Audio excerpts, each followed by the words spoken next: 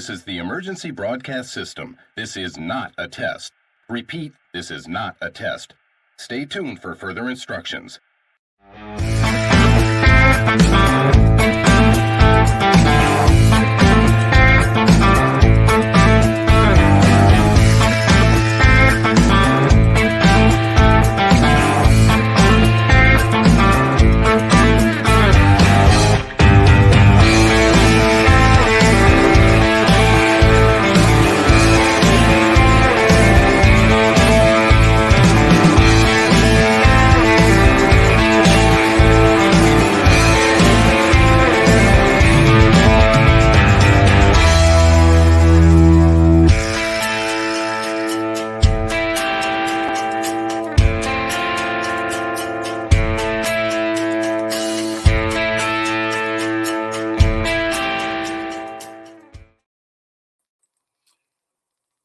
I pledge of allegiance to the Constitution of the United States of America and to the republic for which the flag stands, one nation under Almighty God, indivisible, with liberty and justice for all. I say that because, folks, I'm about ready to make an announcement. I have to do it. I just have to do it. I can't help but do it. There you go. I have finally decided to put myself into the governor's race. I'm talking to the Constitutional Party, and I'm going to hope to be able to represent them. And in doing so, more importantly, represent the people. As always, I try to open up every one of my programs with a quote. Now, this quote in particular probably about says what I'm about ready to try to do. And here you go, folks. In matters of conscience, the law of the majority has no place. It is the moral duty of individuals to uphold what is right, despite social norms. Aristotle, again, in matters of conscience, the law of the majority has no place. It is the moral duty of the individuals to uphold what is right, despite of social norms. What that actually means, folks, in my heart, what that means is that you don't have to necessarily vote because, let's just say, your grandparents of yesteryear or even your parents today vote for one party or the other because it's what they believe in. You've got to start looking at the candidates in this case. You've got to start really viewing them to see what they are about, not the R or the D or the I or the C before, during, or after their name. You've got to learn your candidates. I can't even begin to tell you personally myself, I believe, this is my belief, that a common man such as myself, a man that's always toiled with his hands, with his back, who's worked construction, who's worked production for concerts, theatrical, commercial events, has a better grip on what is concerning to the American people. And I'm going to say this before I introduce my next guest. I'm going to do something no governor has done yet before. I know this. We had a president that tweeted.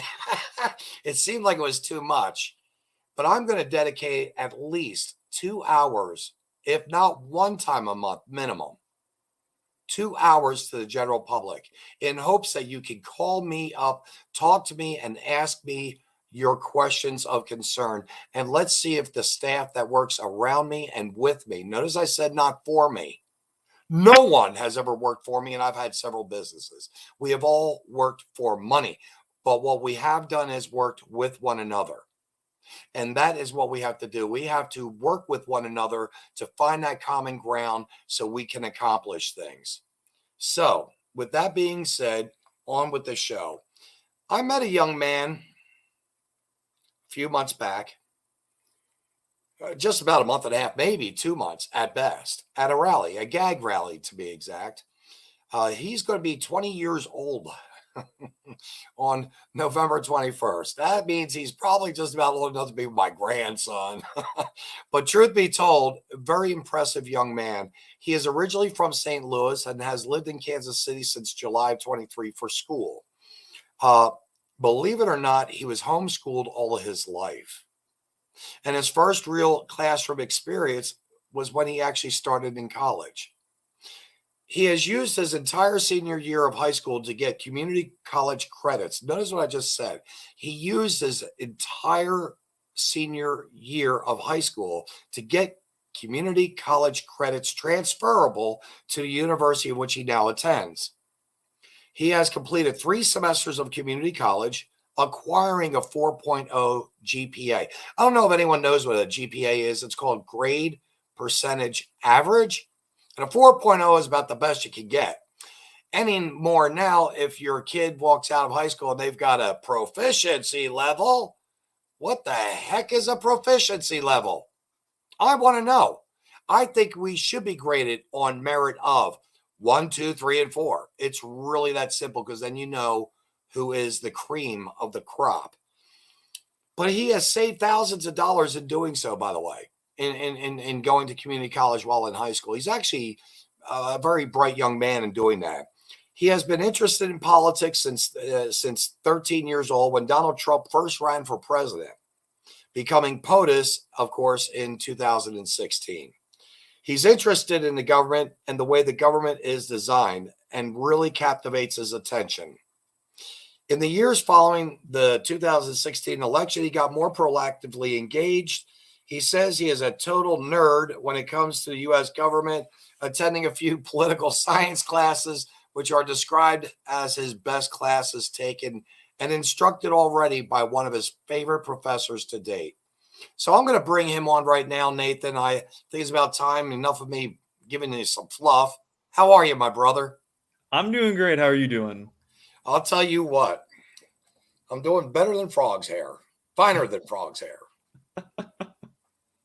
So I'm going to get some lights on in here. I need to get some lights for sure. If you don't mind, I want to continue on with this, because I actually wrote 3 pages out on you, and I only have about a page and a half left. So you've been dedicated to TPUSA, Turning Point U.S.A., and you have been requested to be considered working within chapter operations. How do you feel about that? How do you feel about the TPUSA? Tell us a little bit about that, please. So I can't speak for Turning Point as a whole. I can only speak for my experiences, but I run our chapter on my campus. I started running it at the beginning of this past semester, and it's been great. We've had a lot of really fun events. Actually, last night we just had a gentleman named Anthony Watson on our campus, and he gave a really great speech to our students and a lot of community members as well. Earlier this year, we had a huge watch party for the second GOP debate. We've had tablings. I've sat down with people and debated them and stuff, just on my campus. So it's been a really great experience. If you are looking to go to college or you're in college, I would highly, highly recommend you join a chapter. Right on. Right on. Now, it says here, and I'm going to tell you right now, I'm a little afraid to say it, but you enjoy debating and exchanging ideas with fellow students over various topics. I do not want to bring a debate into this program, okay? And this is about, and I'm impressed. I mean, 20 years old, you're in college, you love to debate, you're kind of leaning towards what I consider the common sense side of thinking, by following Turning Point USA. You were actually homeschooled for your whole life, correct? Yeah, so technically 11 years. Did you manage to still be able to find that balance of social interaction? Because I will tell you, meeting you the way we met, and we'll get to that in a moment, meeting you the way we met, you seem to be a very social creature. Whereas so many other students right now, they look at you and they look through you. They don't smile. I don't know how to explain it. It's like looking into the abyss sometimes when you look in their eyes. So how is it that you found that social expression that you do have? Yeah, so being homeschooled was honestly really great. So the reason why I was specifically was our schools around where I lived were really bad. And my mom did not want me to be a part of any of that. So she was like, you know what, like the best education I can give for this kid is just to do it myself, which I'm extremely grateful for. The whole social aspect of things, it's like, it's really up to what like your parents want to do. Because I've met people who are homeschooled who were extremely sheltered by their family. They were kept like within their small circle all their lives. And I don't agree with that perspective. The way that I was homeschooled is my mom put me out into the world and had me do things. Like around St. Louis, there are a handful of homeschool groups and they organize events and everything like that, at like museums and things. So she was always having me go out and do stuff like that. I would go and do summer camps. When I got a little bit older, I started taking classes with one of the homeschool groups. So I would do like art classes, graphic design, like stuff like that. I did band for a couple years. And they're taught by some of the other like homeschool parents who are like extremely qualified to be doing so. I mean, my graphic design class was taught by a professional graphic designer. That was like his full-time job. He took a little bit of time out of his day every week to come and teach this class to a bunch of homeschool students. So it really depends on the resources that your family wants to provide to you. So my mom did a really great job, but I can't speak for, everyone who's been homeschooled. Right on. Because I found it I found it remarkable again that you and I, and we're going to talk about that again in a moment. But, one of the topics of thought you had mentioned about going into debate was about college should college be free or should college be paid by the taxpayer? How exactly what exactly do you feel about that? Yeah, so that was a topic that we actually did for one of our tablings with Turning Point. So I had people sit down with me and basically try and change my mind about free college. So I don't think that college should be subsidized by the government.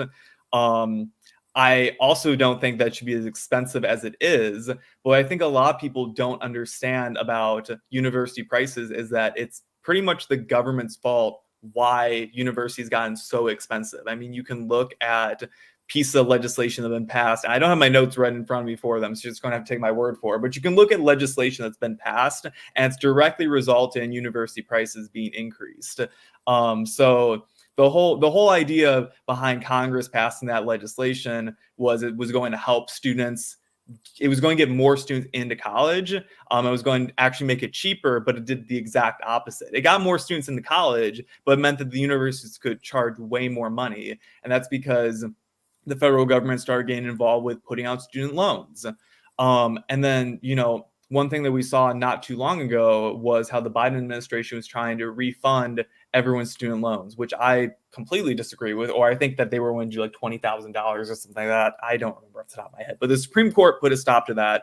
Thank goodness. But I don't agree with the government handing out money to people like that. I mean, you took out a loan. You should have known what you were doing with it. It's called a loan for a reason. You repay back your loan. That's the whole point. So I think that there's a lot of things that go into college. I'm happy to get more into them that I completely disagree with, but just as a blanket term, no. If you're going to college, like, you should pay for it. Well, the little I know, and believe me, I pride myself on knowing very little. The little I do know, though, it seems like a lot of these college have much money. I mean, a lot of money sitting around doing nothing that they're looking to spend.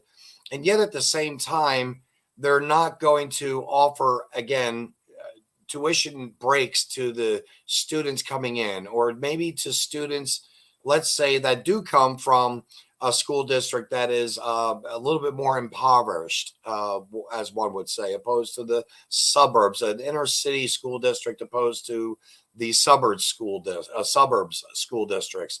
And I'm not saying that there's such a big difference in class, but I think you would agree, economy-wise or employment-wise, there is a big difference. In inner cities, you don't have the vast amount of job opportunities to go out and find that work. whereas in the suburbs you actually do. You have the nicer restaurants, so on and so forth. But I mean, it just seems like a lot of the institutions I'm talking, like Harvard, Yale, Cornell, Princeton, I can name Rutgers, I can name them off a ton of them. They all have so much money that they could actually probably just turn around and say, we're going to offer scholarships left and right to first and maybe even second year students. Is that a concept that you would be agreeable with? Yeah, so a lot of the larger universities, and I mean, pretty much every university is going to offer blanket scholarships to students. The bigger they are, I mean, Harvard and I mean, MIT actually offers pretty generous scholarships to lower income students coming in. I mean, you'd be surprised when you look at them. But so like for me, so like for the university that I go to, I got pretty much half of my tuition paid for just like automatically by the university based on my grades and just who I was coming in. And the other half I got paid for through private scholarships and other competitive scholarships that I won. I had to apply for, I had to write essays for, stuff like that. So there's plenty of resources out there to pay for college. The paying for it part, I don't think is necessarily the biggest issue.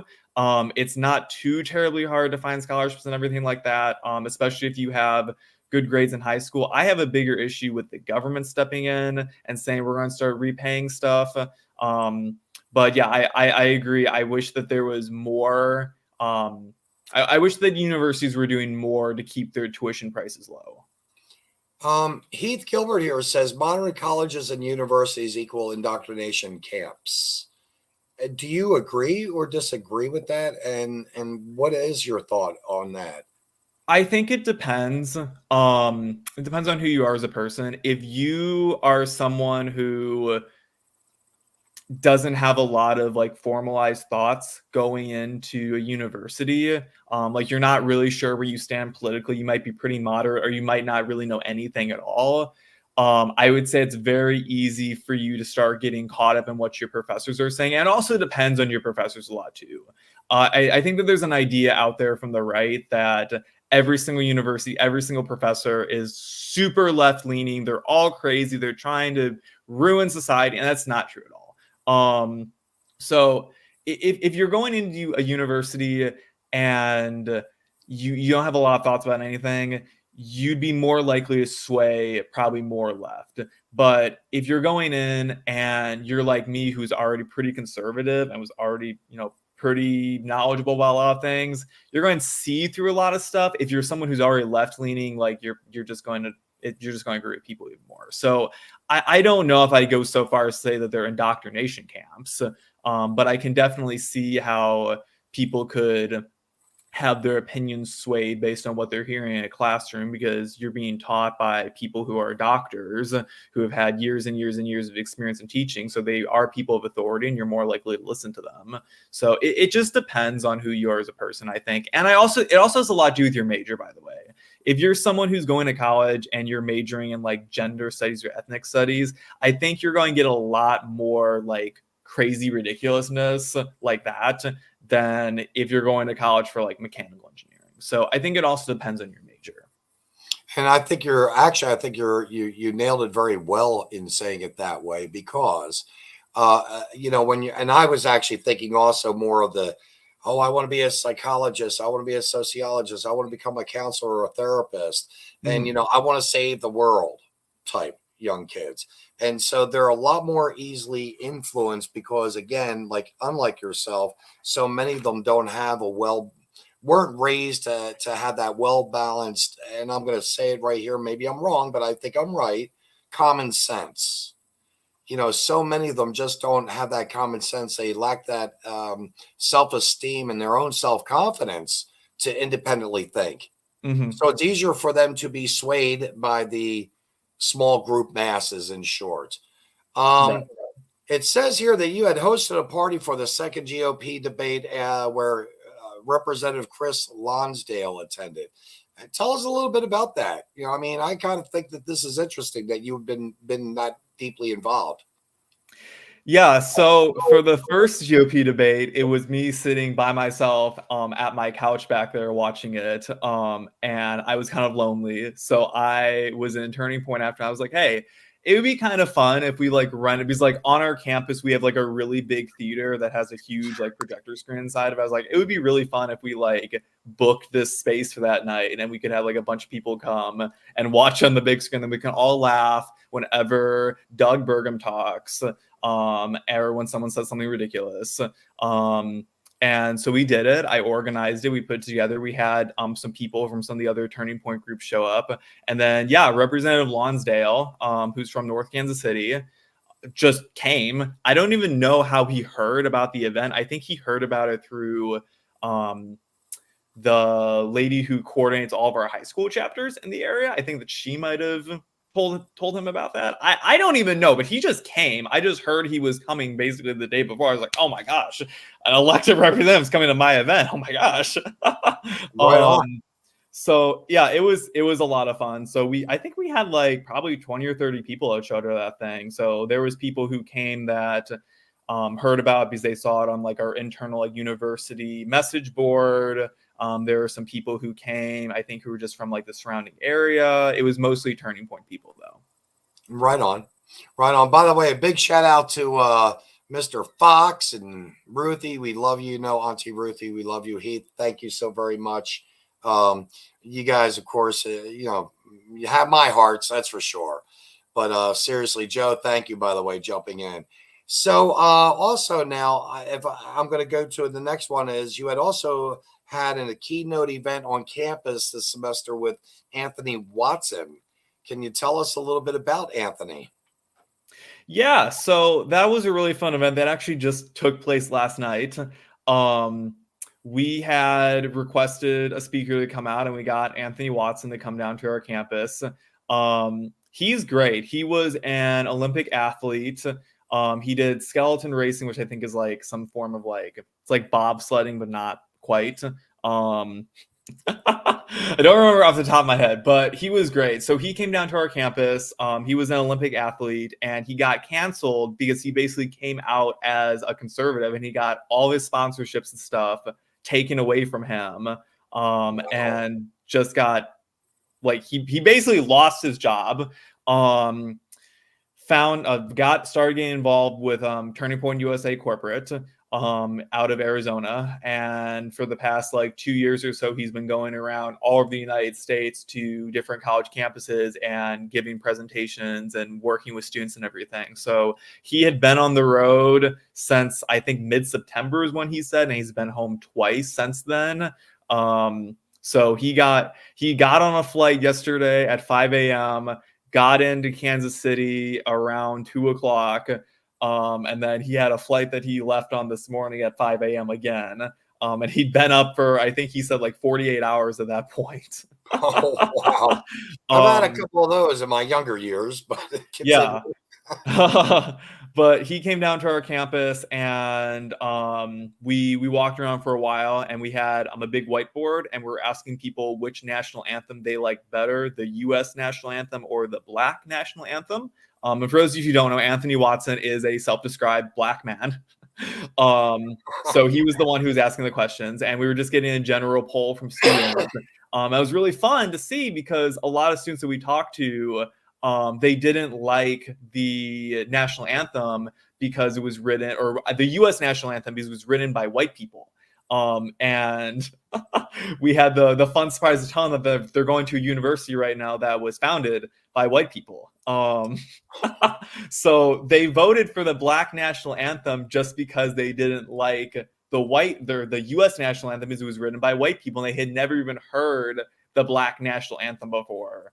So they couldn't say one word out of it, and they were just voting for it because they didn't like the other one. So it was really fun to talk to students and hear from them and their rationale of like choosing the way that they did the survey. So it's just a fun thing that we did for a while. And then later that day, he came down and did his presentation, everything on campus. So we had a nice turnout for that as well. We actually had a bunch of people who were just from the community show up. It actually wasn't mostly students, which was really fun to see. So he was a great speaker. It was fun to work with him.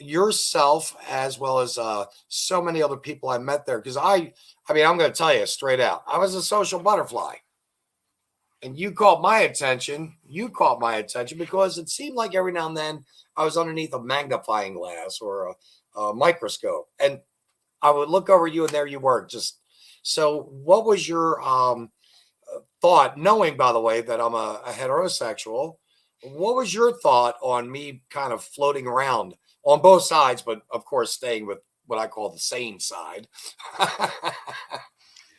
Well, just as someone who has followed events like this for years, I have seen a lot of shenanigans go down at them. So I was honestly watching everyone, especially people who were from our opposition, because I don't know what's going to go on and I don't want to be in the line of fire if something does go down. So I was keeping an eye on everyone that was happening at the event, not only for my own safety, because you got to look out for number one, but for everyone who was around there. So when I see people who are going and walking around talking to everyone, I'm a little intrigued because I want to know what you're doing here, because I didn't get the impression that Chris knew who you were. So I was like, I don't know who this person is. I'm going to keep an eye on him. There were a handful of people there who just kind of showed up. I think we had some videographers who were there who were documenting the event and everything like that. And I'm a pretty observant person, so I want to know what's happening anytime where I'm at. Anytime I'm out in public these days, I'm just taking note of everyone who's around me. So, I mean, the other thing that I kind of have, and this is why I say I have a little bit of a superpower, in my opinion. And I can walk into a room and I call it like my BS meter. And I can see when people are lying to me or when people aren't being genuine or anything. Like, I'm not even joking. I can walk into a room of 100 people and pick out like the one or two people in there that I would get along with in like a matter of minutes. So, I don't know what about me that is, but I call it a superpower. So I don't know. I can kind of see through people a little bit like that. So I like taking note of people. I like knowing who's around me and what's going on. So that's all that was happening. Right on. So you so for a moment there I was taking it that you thought I might have been a shady, nefarious character. But truth be told, I am strange, not a stranger, but I am strange, no doubt. I always like saying that to kids, stay away from strangers, but it's okay to hang out with those strange people. And I always get a laugh with the parents on that one. But it's really, really when it comes down to it again, Nathan, it's, there was a scuffle at a moment. There was an individual that came from the trans right side that obviously they want children that are 5, 7, 8 years old to go through the medical, take the pills, the shots, whatever, change. And that's what I was getting out of them. But there was one guy that approached actually the group that I was endorsing or supporting, which of course was GAG and yourself and Chris. And I've got some other people on the tip of my tongue, and I just can't remember their names. Good people, by the way, folks. In doing so, this guy got in I believe Chris's face or someone's face, and it was almost game on. We had to actually call the cops. Yeah, so this gentleman, I'm assuming, I don't know if, I mean, I shouldn't assume, but I assume it was a gentleman, was getting into a little tussle with Chris Barrett, who is our Kansas City chapter leader, and he's also the co-director of chapters for just Gays Against Groomers nationwide. And they had a little bit of a tussle, and he like shoved Chris Barrett. And yeah, we called the police, and it was caught on a city camera, and they filed their police report and everything like that. So I don't know what happened after. I haven't talked to Chris actually since that event, really. So yeah. Yep, they did call the cops, and I believe that. And Heath Sear says he believes that the cops caught the guy who assaulted Chris. Yeah. And really, and I'm just going to say this: I only met met you. I only met you folks for a very, very short time, 2 hours, give or take. And I will say this, I felt like I was with very good, kind, nice people when it came to the GAG representatives and the GAG supporters. Whereas when I went over to and I'm just going to say it like this because it was yelling and screaming the whole time, trans, trans, trans.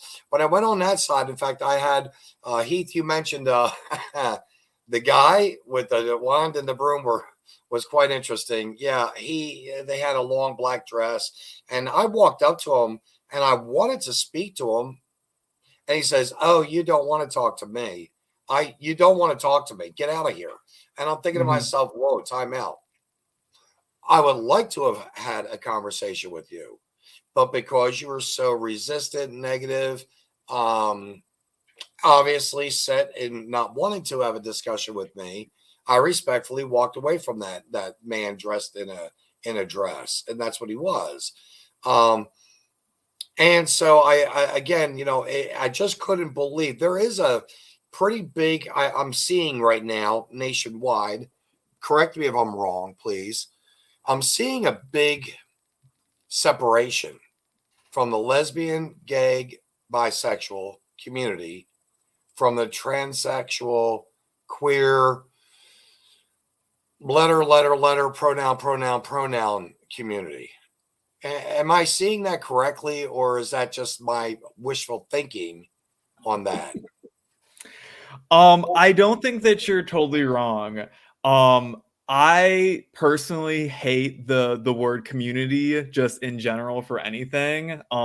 Like that's why I always have such a big issue. Like, oh my gosh, you're a part of the LGBTQIA2 whatever it is community. The community is what I call it, and it's like I'm not a part of a community. I'm just a person out here existing. Okay, I'm not a part of any community. I definitely don't want to be a part of your community. So I would say that in some circles you see a separation. I think it really depends. I don't know if they were ever really a united community ever, to be completely honest with you. Because when all the alphabet community, I call them the Rainbow Mafia, when the Rainbow Mafia started throwing their letters together, it was just lesbian, gay, bisexual. And it was, to start to form people who could go out and do protests and do parades and stuff to get gay rights passed in the United States, which we have gay rights in the United States. Thank God for that. But I think after that, we started seeing just all these additional letters added onto it. And it's for basically anyone who wasn't straight. So it doesn't matter who you were. I mean, I don't even know what all the letters stand for, to be completely honest with you. So I don't know. I would say that, yeah, there's an obvious separation now, I would say, but I don't know if all the different letters from the alphabet community were ever really one community to begin with. So right. And I specifically use that word because I know that was something we had discussed. It's not a community, it's individual people. People that are just wanting to live their lives.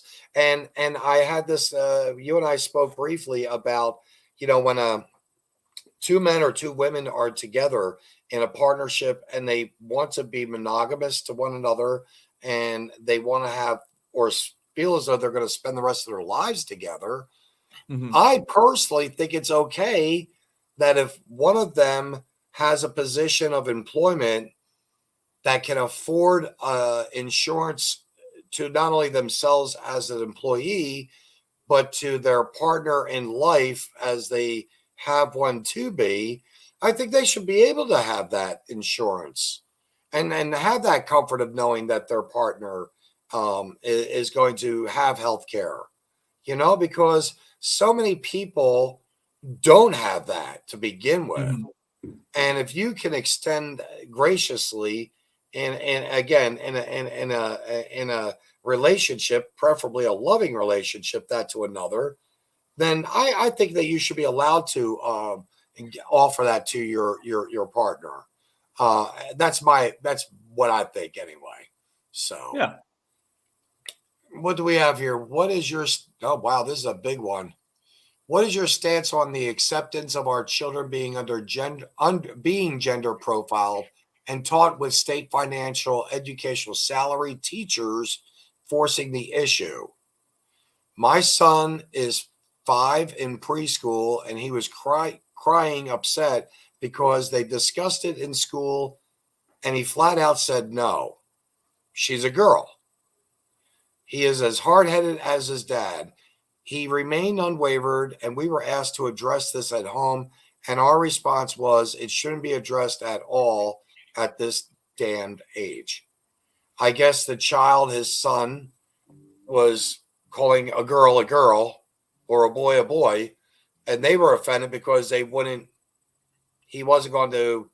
I mean, what do you think about that? I think that first off, I think that when you're a kid and you're young, you call people all sorts of names, and it's just how it is. I mean, if you present yourself as a man, you're going to get called a man. If you present yourself as a woman, you're going to call a woman. If you're a kid, you don't really know any better like that. So from like that perspective, like I really don't care. When it comes to like being in schools and stuff like that, I don't really think that anything like that should be taught in schools. Like, I don't mind if you want to acknowledge that like gay people exist and stuff, but I don't think we need to go into the whole long history of what it means to be gay, to be a lesbian, to be bisexual, to be transgender, to be all these different things. Just like, I don't think that we should be going to school and being like, okay, this is what it means to be straight. It means that you love a woman and you do all these different things, blah, blah, blah. Like, I don't think those discussions should be being had in school as it is. I think that those are family matters. So I think that's pretty ridiculous. You were talking about in school, I call it the pecking order. You're going to have a little bit of bullying. You have to have it. Because, i.e. example, you mentioned that you were a music major. Let's just say someone wasn't quite picking up on the instrument that they were wanting to play. You would probably help them try to play better and give them a technique or offer them a technique. Whereas someone else might be a little bit more, I think I know a guy like that, brash, and be more forceful and tell, this is what you have to do. You have to use your muscles here to blow the bugle. Heath here says benefits at the time of death of a partner are the same as marriage as well. And he agrees with the tax breaks also, because we had touched on that just a little moment ago. So really, kids should just be kids. They should be allowed to, and I'm not saying beat each other to the point where like they did that one boy, 17 years old, 15 kids kicked this kid to death. Mm-hmm. That's completely unheard of. But, you're going to have that pecking order in your schools and in your classes. You are openly content with having discussions pretty much at any time with anyone, so long as it stays civil. I'm going to say with that line there that you are one of those types of individuals, and I'm saying this respectfully, that you just want to agree to disagree and get along. Yeah. I don't have enough time in the day to come out and be pissed off with the world and everything that I disagree with. It's like, it makes me laugh when people, like all those people who showed up in opposition of us for like the Gays Against Groomers rally, it just makes me laugh. I don't have enough time in the day to show up at a specific time, not to protest, not to have a rally for my own thing, but to show up in opposition of someone else. Like, we were there because it was a scheduled event. This was a worldwide thing that was happening for our group. Those people did not show up to promote like what they believe in. They showed up to protest us. I don't have the time to protest someone else. I don't. There's so much ridiculousness. Like, even on my university, there's stuff I don't agree with. I don't have the time to show up and start dealing with all that. I am perfectly content with showing up, putting out what I believe in, and then going home afterwards. Even when I have like discussions with people on my campus and everything like that, like I want to have a civil discussion. I want us to rationalize our opinions. And there are plenty of times that I have had my mind changed on issues that I didn't necessarily believe in before, or I've had my ideas more cemented in what I did believe in. And yeah, I want people to rationalize their opinions, but I feel like there's a perspective that so many people take that they walk into a room and they think that they are right 100% of the time about everything and always, and they refuse to even listen to what someone else might have. And I think that's stupid. So I want people to come and talk to me and say, hey, if this is what you believe in, tell me. If you think that the community is a ridiculous thing and you're happy to not be a part of it, tell me why you believe that. Or if you believe in X, Y, and Z, tell me why you believe in that opinion. If you think that this is the right thing for the country, why do you think that way? Because I want to know what you think about stuff, because then it also helps me when I'm arguing with someone like you in the future to know what's going on in your head, so I can better formalize my argument to get my ideas across more coherently. Right on. Right on. Very, very, very well said. Having now, granted, you didn't attend high school, but I think you can place yourself in the position of being in a high school. I have dealt with the high school drama. I have had so many friends. I know people who are in public high school and private high school all around. I know what's going on in high schools. Don't get me wrong. I have dealt with it myself. So, but yes, what were you saying? I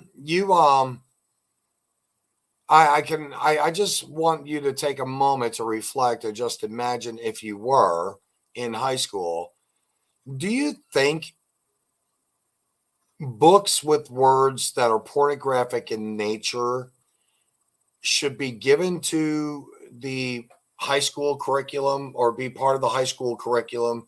Do you think that books with not only the words that paint the picture of pornography, but the pictures that are in there, even though they're cartoon illustrations, not necessarily something from, Playboy, Penthouse, I don't know about any of the other types of magazines out there. And I don't even know if any of them even exist anymore, to be honest with you. But the cartoons of the naked bodies, stuff like that. Do you think that children should be open to that or not? I don't think it's something that needs to be, explicitly in high school. So for instance, I'm in favor of comprehensive sex ed. I think that society would benefit as a whole if more people, because here's the thing. As much as I may not like it. What is comprehensive sex first? I'm sorry. So teaching in a high school classroom, basically how to put on a condom and about STDs and stuff like that. Basically, if you're going to have sex, do it safely and know what you're doing about it. Instead of the absence only approach, which is don't have sex at all until you're married. And right. Unfortunately, we live in a society that is very hookup oriented right now. Everyone is trying to have sex with each other. I mean, maybe not everyone might be too broad of a word to use, but there is in our culture right now, there's an idea that we should hook up with each other, we should have sex, we should do all these things, which is like I said, I don't have enough time. I don't care if that's what you want to do with your life, go for it. I might disagree with it. I might advise you not to do that. But it's going to happen. So I would rather have students prepared when they're going on and doing that, and at least having the tools to know what they're doing when they are put in those situations, to know not to get someone pregnant. I'm sorry. If you're a man and you are going to have sex with a woman, put on a condom. It's as simple. I'm sorry. It's as simple as that. I don't want to hear an argument against that. You just do it safely. But that being said, the books that are in school that are showing you how to have sex, how to give a blowjob, how to do all these different things, blah, blah, blah, blah. I think that's stupid. Children don't need to see that. You don't need a step-by-step guide on how to do it, on how to do everything, but you should be told if you're going to have sex, put on a condom, be safe about it, know what you're doing. You don't need to have pornographic material though. See, we called it, you call it comprehensive sex. I'm going to say comprehensive sexual education. We call it sex ed is what we had growing up. And believe me, it was probably about maybe a week-long course. which lasted probably about as long as, well, it wasn't a big course. Yeah. It was basic biology. Right. And it was squeezed into technically basic biology. Yeah. So, while we're dissecting the worms, the frogs, going maybe into some squirrels and rabbits or cats or dogs or what have you, pigs, hearts, eyeballs of calves. Then all of a sudden it's like now we're learning about the birds and the bees of the female and the male sexes and the XY chromosomes, so on and so forth. So I want to and I think you said this well. You've been called everything under the sun by a variety of people from every walk of life. But you have managed to, and I'm going to say this to you, for a 20-year-old next week, by the way, folks, this gentleman's going to be 20 years old in like 6-7 days. You're a very mature 20-year-old. How is it that you were able to learn, understand, and who taught you some of those tools about how to have your dignity and keep your composure? Because you do not come off, and I'm going to say this, not that I sit around with a lot of 20-year-old young men or women, but you just don't come off to be the garden variety. You seem like you're, a little bit a sharper knife in a drawer, as one would say. Who do you give that credit to, or is this just a facade? Which, of course, I know it's not. I just had to throw that word out. It sounded cool. Well, I think that there's a few things that go into it. I think for just like my maturity level, I think that definitely came from me being homeschooled, because I was just exposed to things just throughout my entire education that were significantly above my grade levels. Like, for instance, when I was in school, like my mom, who like homeschooled me, was always exposing me to things that were like 2 to 3 levels above like my grade level. So like we were doing, like when I was doing high school, I was doing like some of the classes that I took, we were using college curriculum for that. So I feel like my education was a little bit expedited just based on how I learned. And that helped me to be a much more mature person to put my ideas and thoughts together a lot. Well, and that's just how I was raised as well. I mean, I was very privileged. I was raised with 2 parents in the household. Both of my parents work from home full time. My dad runs his own business, so he was constantly at home. My mom only ever worked in the evenings, so she was home all day. So I had 2 parents in the household too, which not a lot of people are able to have that. I'm very grateful that I did. But I would say that definitely helped contribute to everything. In terms of me talking to people about anything like politically related, I would say that Will Witt was who really inspired me. So if you didn't know, he worked for PragerU for quite a while. He had a show with PragerU. He did a lot of man on the street videos with them, where basically he would go onto college campuses and ask people questions and just see how they would respond to things. And he was constantly getting harassed and everything when he was on campuses. And I started seeing his videos probably in like 2017, 2018. And he really inspired me on just the way that he behaved when he was being confronted with people who disagreed with him. I think that Jordan Peterson was a big inspiration for me as well. His book, 12 Rules for Life, like literally changed my life when I read it. I read that book a couple years ago.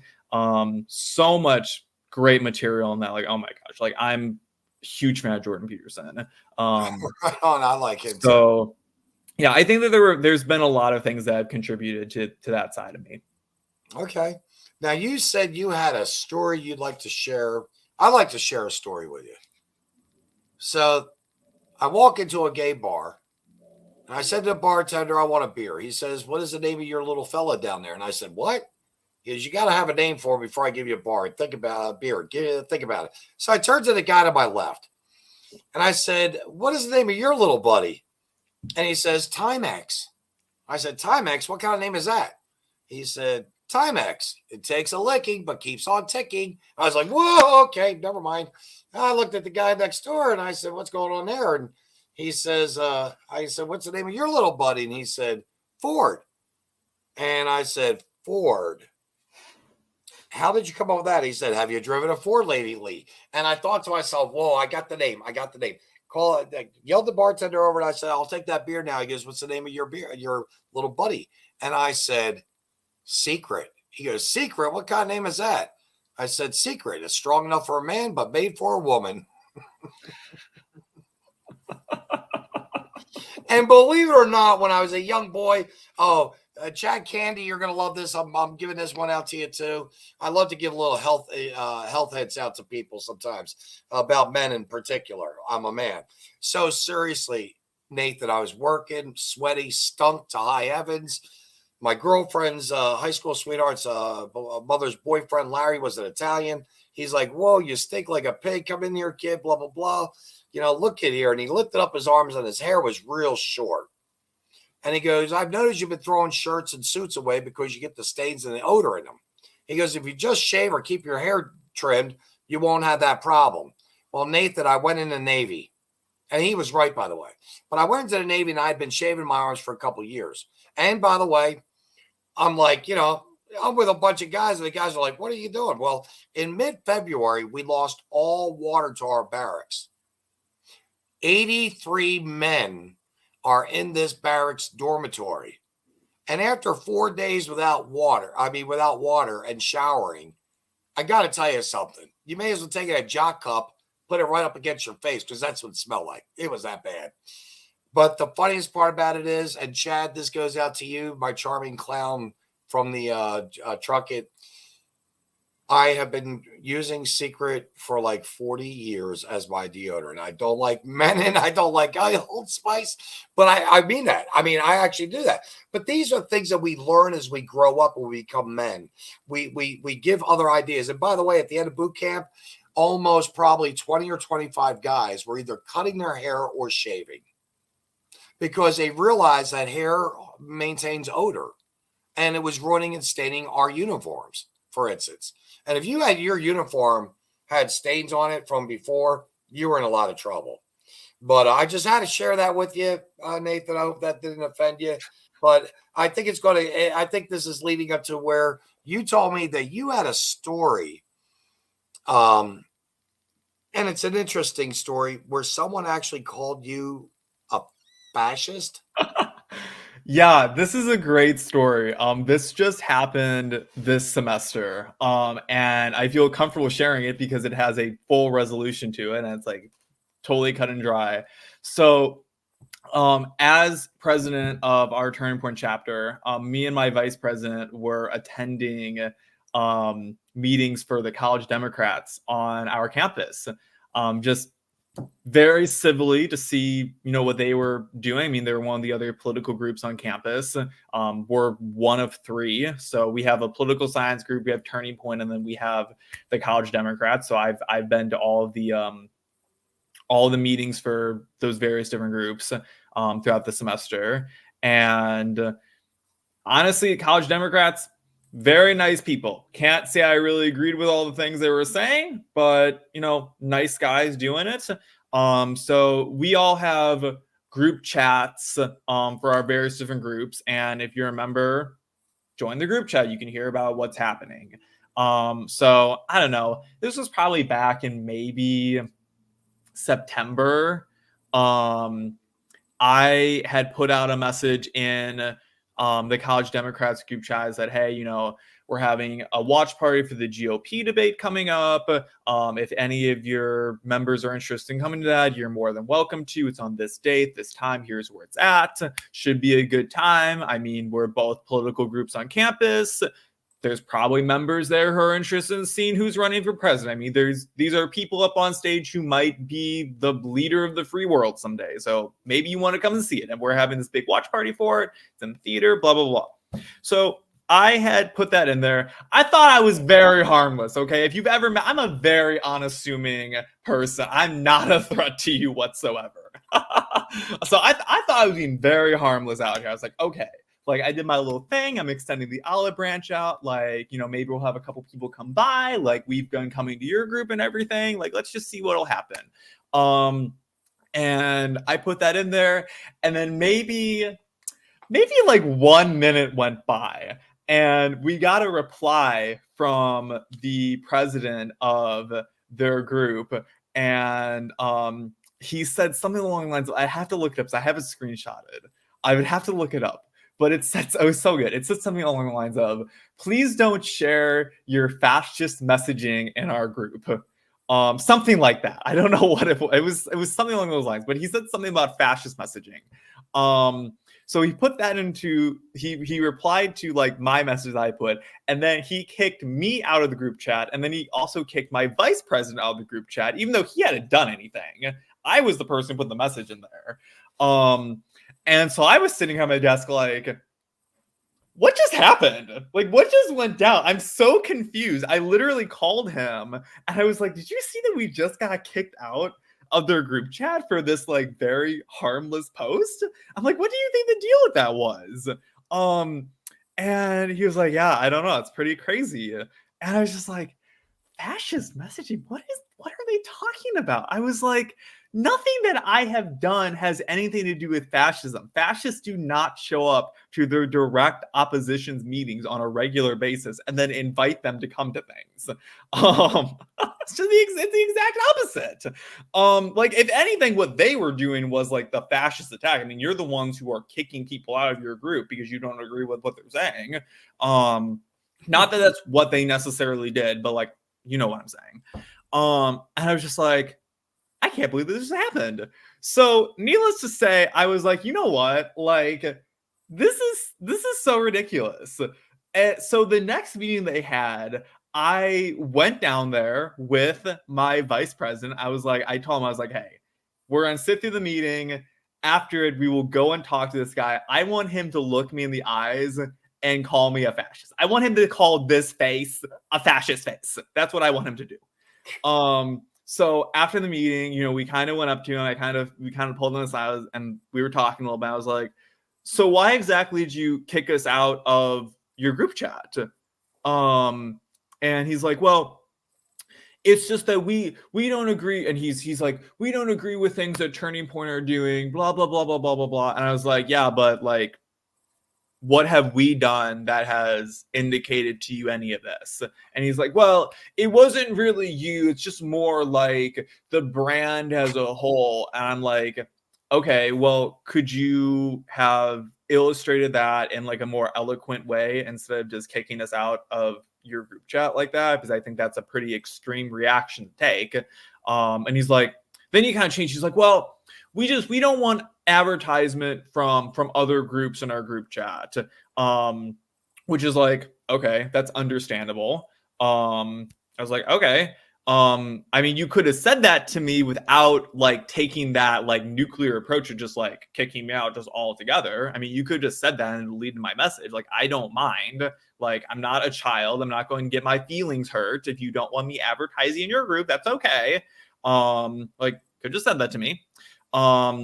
And he's like, yeah, that's true, blah, blah, blah, blah, blah.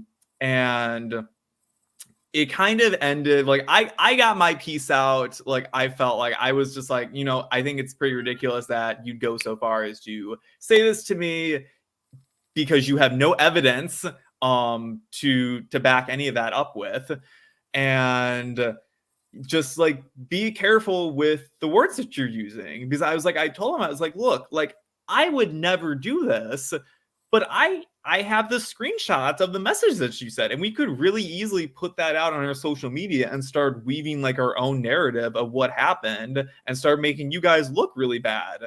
Because, like, believe it or not, when conservatives get called things that conservatives don't like, they get real riled up about it real fast. And there's sometimes where it happens where you don't get the full story or anything. I've seen it happen. There can be misinformation from everyone on all sides. I was like, I would never do something like that because I believe in building bridges. I don't want to burn things down. But if you were dealing with someone who wasn't me, who was maybe like a little bit more like right-leaning than I am, and was willing to take this out of context and make you guys look really bad, it could look bad for you really quickly. And I kind of put my piece on. I was like, I just want you to know that that's kind of ridiculous. I don't like people lying about me. And yeah. So I thought that was it. I thought that was going to be the end of the story. But me and my vice president were out in the parking lot afterwards, and we were talking and everything. And something really surprising happened. He actually came out, the president of the College Democrats, he came out and he was like, you know, I'm sorry for what happened. I shouldn't have said that. And I hope that we're okay. And I was like, you know what? That's all I wanted. I shook his hand. I was like, look, I was just looking for, I just wanted an apology, you know, no hard feelings about it. I get it. You know, from their perspective, they have a very established group of a bunch of left-leaning students on campus, and all of a sudden a couple of conservatives start showing up. So I can see how that might be a little intimidating sometimes. I mean, I would be a little intimidated if a bunch of left-leaning students started showing up to our meetings just for no apparent reason. So I was like, you know, like, I totally understand.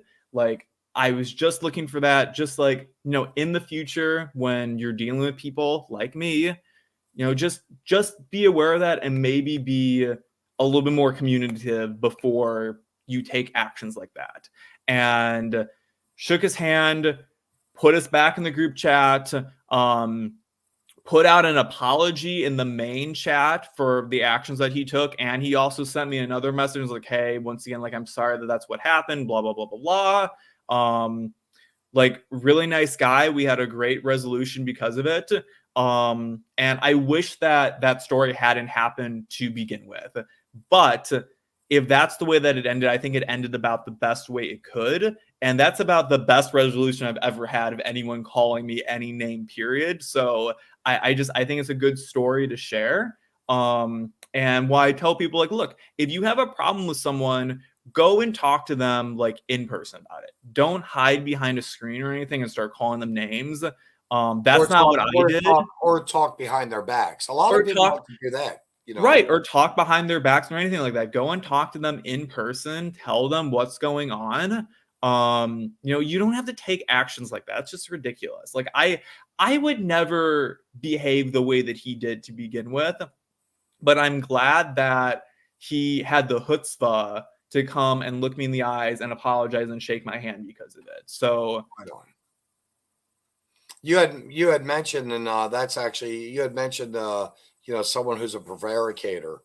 Oh, another nice word, but someone who's a liar. You know, you don't like them.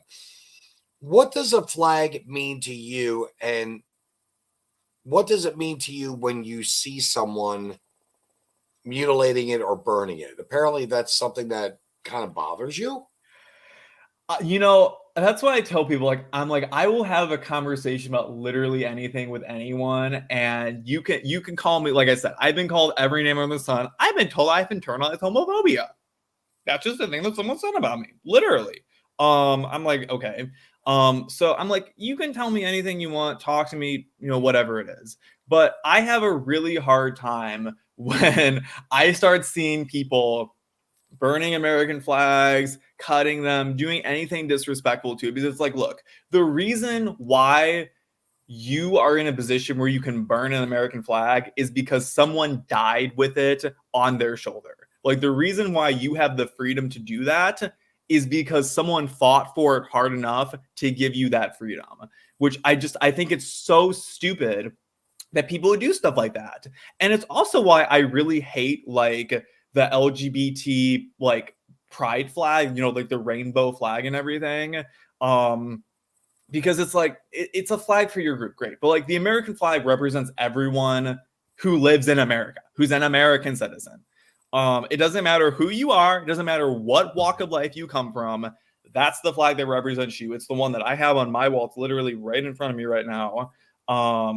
And yeah, I have a really hard time when I see people disrespecting them. It's like, people literally died fighting for that so that you could live the life that you're in right now. I mean, the reason why you're living in this country and you can be a gay individual or, you know, be transgender or whatever is because someone fought with that flag on their shoulder to give you that right. Yep, you're absolutely right. Personally, as a military, you know, United States Navy veteran, and I know a lot of our viewers are, we've got the logbook, a little shout out. By the way, give me one moment, please, if you don't mind, Nathan. Are you ready for this, folks? Station identification, little break here. Kimberly Moyers and her husband Dakota, they just had a bill pass in Texas for the VHA directive patient record flag 1166. Big shout out, by the way, to my friend Kimberly. I've known this lady for 2 years strong and her husband. They are fighters for the veterans. And what a better time or a segment of the time of the program. Sorry, Nathan, not to take anything from you, but to let that give them that respectful, appropriate shout out, because they too also served in the Navy. When men and women have died for our liberties and our freedoms, for us to do as we please, come as we go, have the lovers that we choose or the lifestyle of which we live, again at the risk of them losing their lives, or in some cases, their bodies are completely altered, limbs missing, so on and so forth. You've got to give those men and women credit. Mm-hmm. You have to, and you have to look at the flag as that sign of unity. That's why if you notice in my Pledge of Allegiance, I've just reversed primarily two words: Constitution and flag. Because the flag to me it stands for the United States. Whereas, I pledge of allegiance to the Constitution because it is the document that allows us a freedom. And I believe Heath and I and Dan and a few other people of our immediate group have had this discussion before. Granted, the freedom of speech is great. Granted, we got this Second Amendment and so on and so forth. But the one thing that we have here in America that's not found really in many other countries is the fact that we have that one power to vote. And we can either vote, we can vote for whoever we want, but we've got the biggest word, I think, in America really is vote. 4 letters, but it means so much.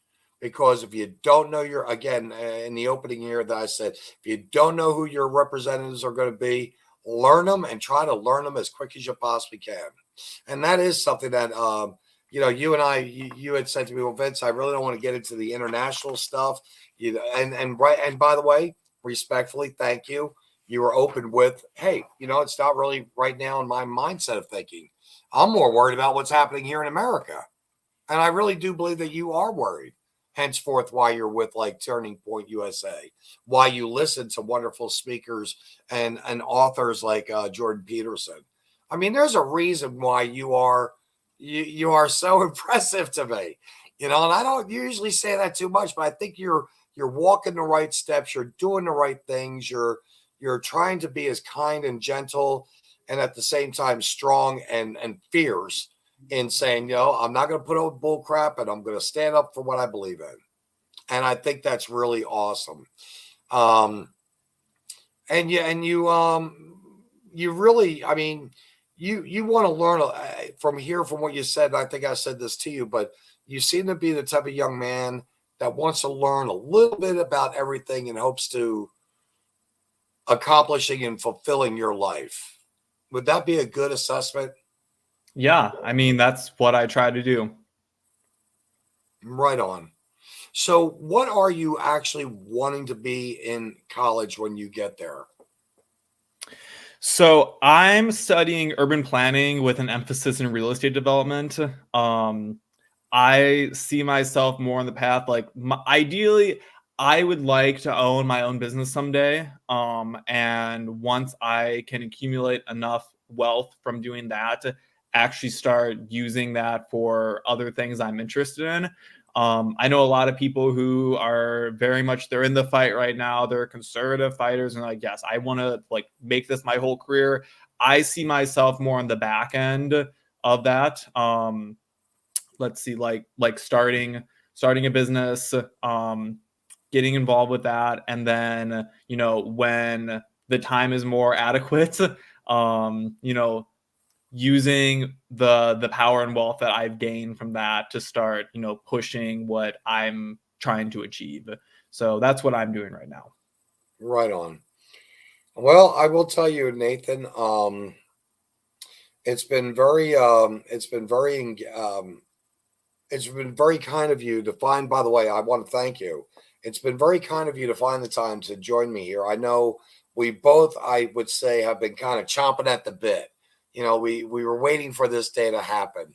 Um, what would you what would you personally like to say to the American people?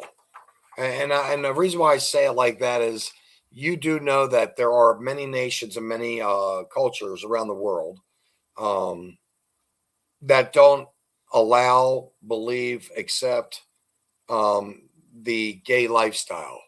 But what would you like to, if you had to say something right now to the American people, what would it be as far as trying to find the right words to, and I'm just going to say this, to find the right words to find the common ground? What would it be, Nathan? In relation to the gay lifestyle? Yes. For the American people to stop being such haters across the board. Um, well, for one, I think that's a very small amount of people who are haters in either direction. I honestly, I would say the vast majority of society really is kind of in the position where I'm in, where like we really don't care what you are or how you want to live your life. Um, Even like I'd say it's probably a little bit more on the conservative side than it is on the left, but even that I think is like dwindling to be very, very small. So like I have a lot of issue when I hear people in left being like, oh well, all Republicans are homophobic, blah blah. I was like, that's not true at all. I think it's actually a very small amount. I think that most people are pretty happy just living their lives and they don't really care about all the other people in the world. um if I could say anything, I would say like ask yourself, does it really matter if there are gay people? Like, does it really matter? Like is it really like that big of a deal? Like I don't know. Like do you like how much do you really care is like what I'm saying. Like does it really matter? I don't know. I don't think it really does. Like is it affecting your life? I don't know. I care about things that directly affect my life. And like it's like so like for me it's like for instance like the whole transgender debate. Like I'm in the camp of I don't want you doing anything until you're at least 18. Now I don't really care what you do after that. I might think it's a little odd if you want to transition to the opposite gender, even once you're an adult and you want to go through all the medical procedures and stuff to do that. Might think it's a little weird. I'm not stopping you. I don't think the government should step in the way at that point or anything like that. I really don't care. If that's what you want to do with your life, that's what you want to do with your life.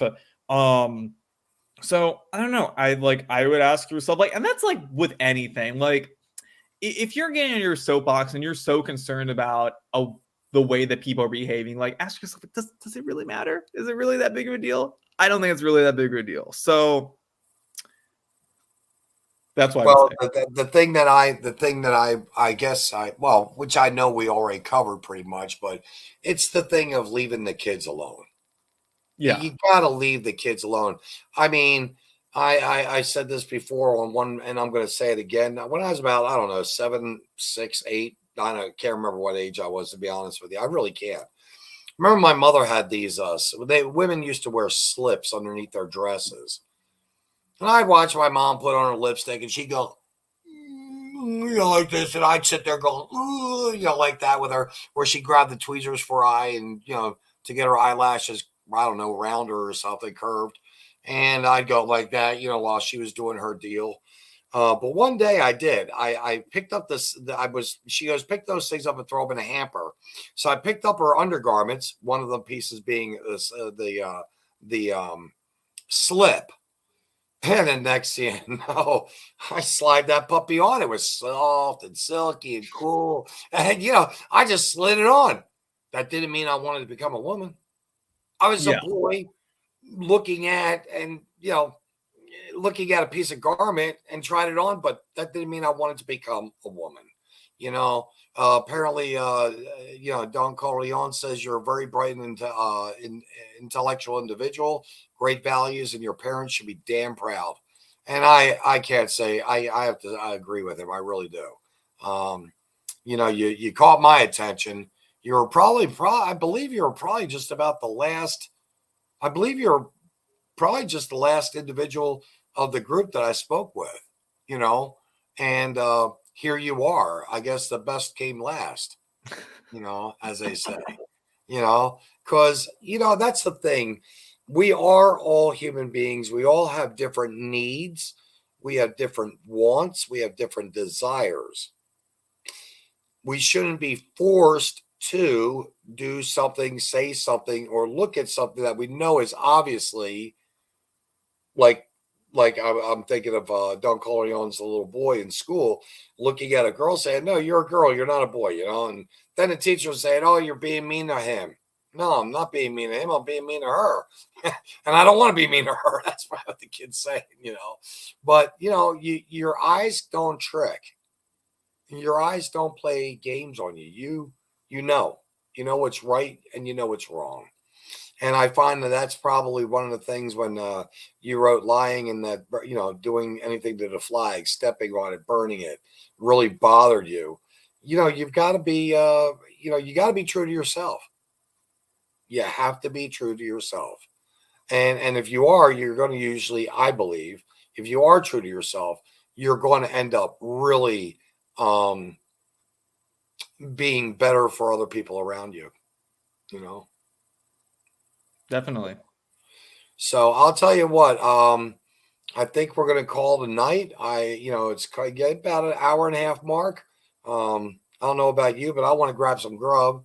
I want to say thank you again for taking time, for coming out and speaking. Is there anything at all you'd like to say to the audience that's been listening? Anything at all, sir?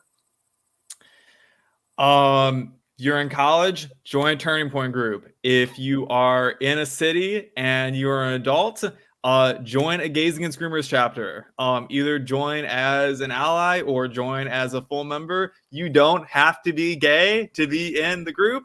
If that is something that interests you, look up, see if there's one by where you live. I have to plug the Missouri chapter. Go Missouri chapter. So look those things up.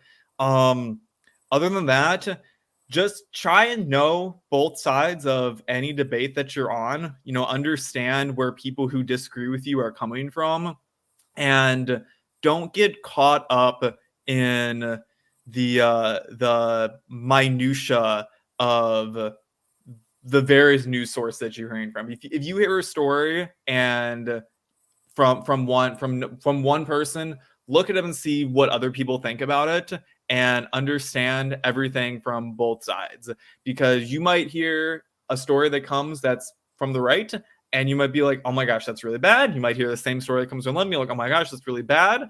But understand where both sides are coming from, understand who they are and what their opinions are. It'll better suit you when you have to talk to them. I know this from people who have to talk to them on a very regular basis. And when you're getting up on your soapbox and you're fighting for stuff, understand what's really important and what's really pressing to the American public.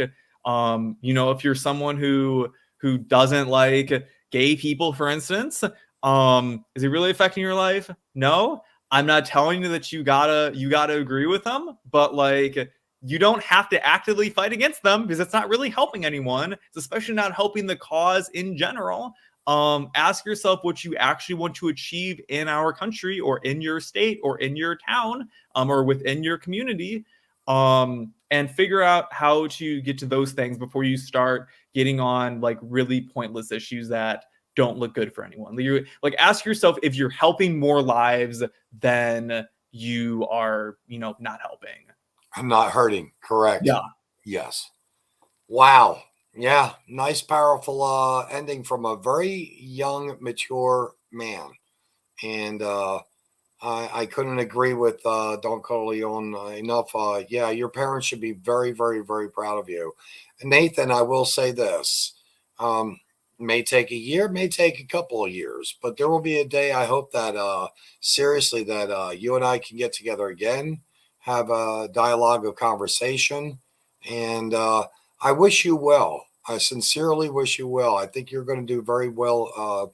I hope people that are in your age bracket, college in this case, I really do hope that you'll find like-minded people like yourself, because there are not many out there, and I think you would agree with what I'm about ready to say. A lot of them don't think like you. Yeah. And so you're going to be most likely bullied, pushed, shoved, so on and so forth. But I do believe you're strong enough to handle it. And I know you're capable of engaging and getting in it and still walking away just clean and fine and pristine. Yeah, I mean that's why I'm with Turning Point and doing the stuff that we are on my campus. I mean, you have to start one person at a time, and that's exactly what we're doing. I mean, Turning Point is all about grassroots campaigning. That's what we're doing. I am out on my campus. I am with people from my chapter. We are talking to students actively, one-on-one on the campus. We're not doing anything on social media. We're not trying to do we're not trying to conquer the world. We are trying to change minds one person at a time, or at least get them to maybe reconsider the position that they had before they talked to us. So yeah, I'm happy to come on your show anytime, Vinzent. Had a great time being here tonight. Well, I'll tell you what. It's not if, but when I become governor, you got to have the positive thinking. I hope that I'll be able to seriously. Who knows? Maybe there may be a spot for you, in state employment, in working with developing communities and homes for which people can live in. We need innovative, creative minds. And taking that down, we do. We need innovative, creative minds. And you're one, like I said, you're one sharp cookie, a 4.0. That's grade point average, correct? Yeah. Grade point average. I think I said grade percentage average. I think I may have said that. I may have. But seriously, a 4.0, that's something to be very proud of. And again, your parents did very well. I encourage you definitely to not stop. I mean, just keep being that boulder that you are and keep rocking and rolling it down the hill. You're going to do well in life. I really feel that way. Nathan, again, thank you for your time, sir. Yeah, absolutely. You have a good night. Right on. That's a whole thing. I wasn't. What is this? Wow, you really put up something. Really put that one by me there, Godfather. Thank you. Folks, seriously speaking, and this is serious. I am very serious. I do believe it's about time that we try to have someone with common sense. And I do believe I have that. I don't say I have all the answers. I don't say I know topics about every single thing for everyone. I definitely not. It's who you surround yourself with. It's who you will allow to step forward or to step up to say, hey, guess what? I got this for you. And you have to be able to trust that person, to know that they're not going to hurt you, that they are actually doing it because it makes them maybe feel good. Or you give them an assignment because by giving them the assignment that it gives them power and it's a real power. It's not something that's fly by night. You either have it or you don't. And so many people just want that opportunity. They want that chance. They want that break. And I'm going to tell you right now, you're given a chance to be governor of the Missouri. I kid you not. I'm here for the people because I've been there with the people. I know what it's like. Had those struggles, wondering when I was going to be able or how I was going to be able to pay the next bill, and wondering when that car bill, that car repair is going to come in. And am I going to, juggle this and juggle that? Credit cards, bank accounts, all 9 yards. Maybe even occasionally borrowing money from someone. We all know what this is about, but right now, more than anything, we need to start getting law and order on our streets. We need to look at the educational system of our children. We need to help the elderly with their medicines. We can't be like, for instance, California. Right now, California, if you want to believe it or not, right now, California is, I can't make this up, on death row inmates, inmates that are destined to get the gas, get the shot, get hung, electric chair. Personally, I think the bring back the firing squad would be the best. Sure, get a lot of that anxiety out. Plus, would extend the hunting season longer for everyone.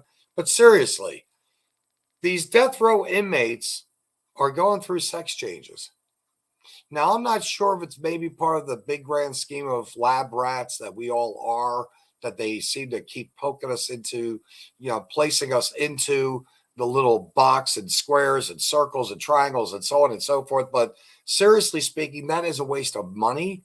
It's a waste of resources that money that can go towards the mentally ill, the mentally insane, the mentally challenged, go towards, again, children's education or the elderly abuses, Medicaid.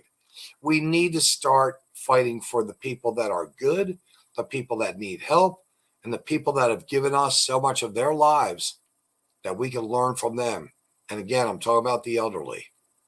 In China, the families take care of their family. I know we don't like Chinese. I get it. We don't like communism. But if you break apart the communism and get that away from them, those Chinese people, they take care of their elderly. They don't stuff them away, in a facility.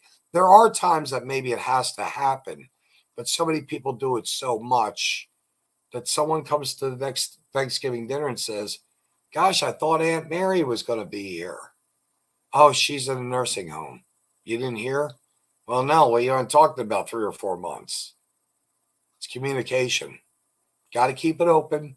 You got to keep it honest. You got to keep it where it's respectful.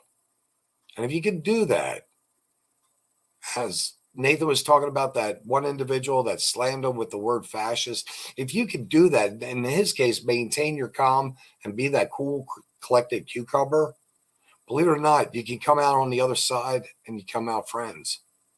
Come out with a mutual respect. And that's what happened with him, just in that one little instance. So again, thank you very much for joining me. I'm out of here for the night, and love you all. Remember, vote for me for governor. Seriously. It's coming up in November. Can't be trying too soon. Talk to you soon. Peace. Gosh, I've got so many things here to click on. I don't know which one to click on first. Are you kidding me? Here we go. I think I've got it.